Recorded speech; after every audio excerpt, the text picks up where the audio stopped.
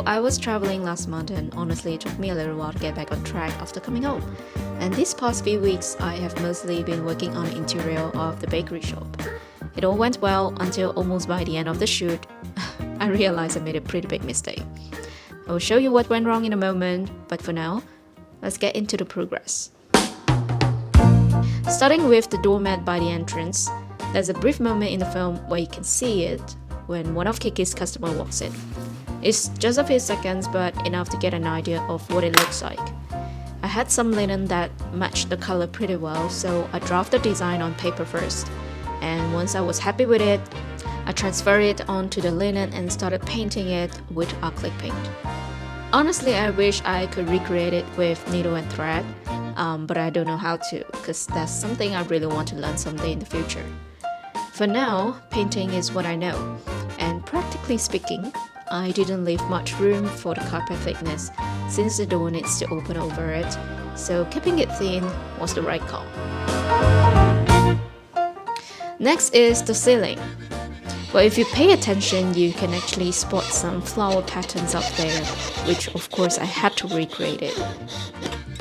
I started by cutting the wood down to size, and for the color, I actually took a little inspiration from Hayao Miyazaki. He's known for being very specific and intentional with color in all his works. So I didn't go for pure white. It was what I chose initially, but at the end I chose off-white because I felt it gives the ceiling a warmer feel. Then I drew the flower pattern in light pink. And these two colors just look so much more natural together. Now it's time to add the pendant lamps. I am using the same technique as the stained glass windows from episode 1, but the design here and the geometry is a little trickier, so my first attempt didn't quite come together and I had to redesign it. Surprisingly, it took way longer than I expected, because these lamps are made in 1:24 scale. Working at this scale really does require extra steady hands and patience, because there are many sections with different colors. If you're not careful enough, the resin can spill, your fingers may stain with the resin, it can get messy. So it takes a while to mix and fill each one individually, but you really can't rush it.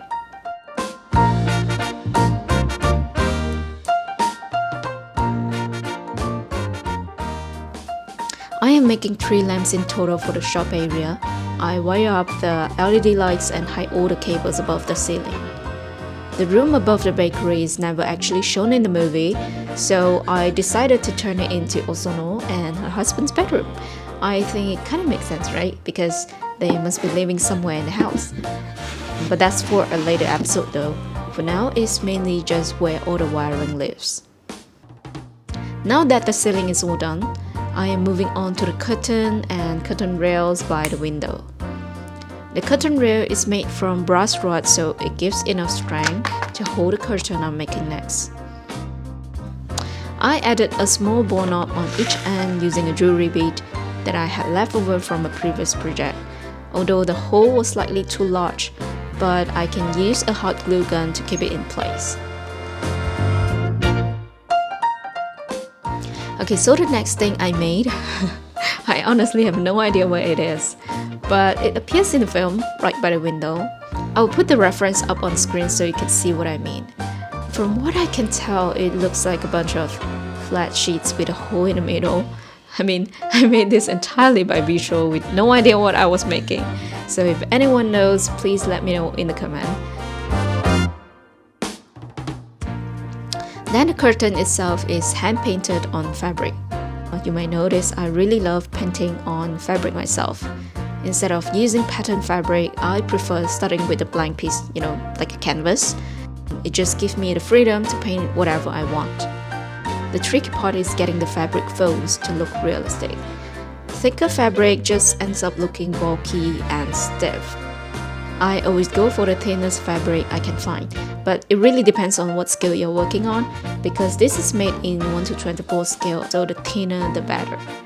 Sometimes I lightly glue them against the wall to keep the shape in place, otherwise they just move around and never sit quite right.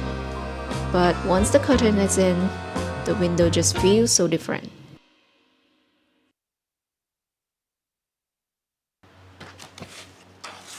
Next, I'm gonna show you the process of making wood furniture, so I'm not gonna talk much, you just enjoy it.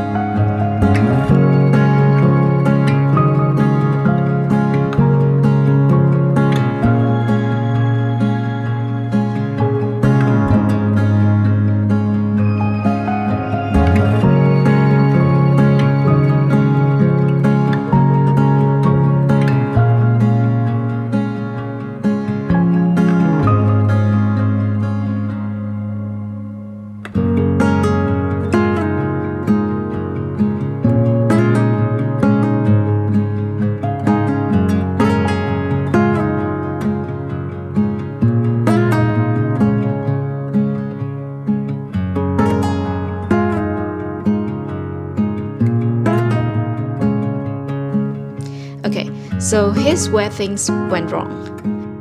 When I got back from the US, I just started building the furniture straight away using the wood I bought many years ago.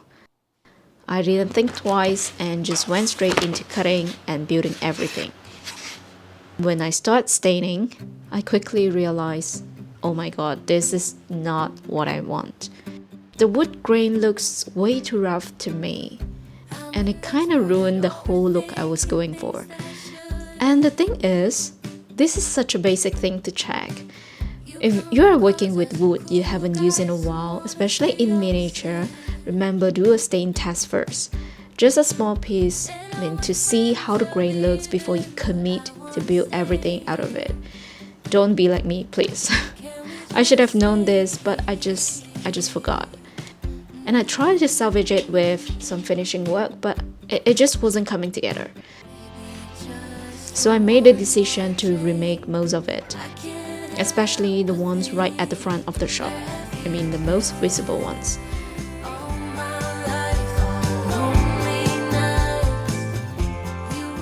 It took me almost another week to finish it, but honestly, look at the difference. I don't even need to say much, you can just see it.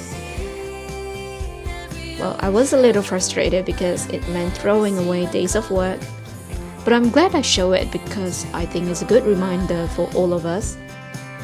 Even after years of doing this, I still make silly mistakes. I'm still learning and I'm always learning.